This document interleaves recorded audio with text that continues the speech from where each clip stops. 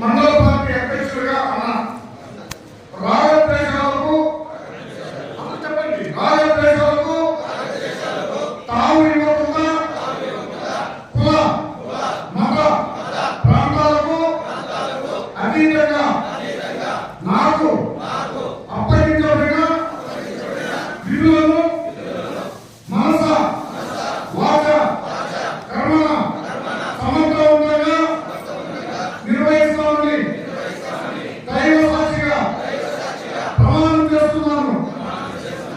Telugu Desam party కార్యకర్తల అభ్యున్నతికి వారి మనోభావాలకు అనుగుణంగా వారి అభివృద్ధి కోసం నా శాయశక్తుల వినియోగిస్తాను.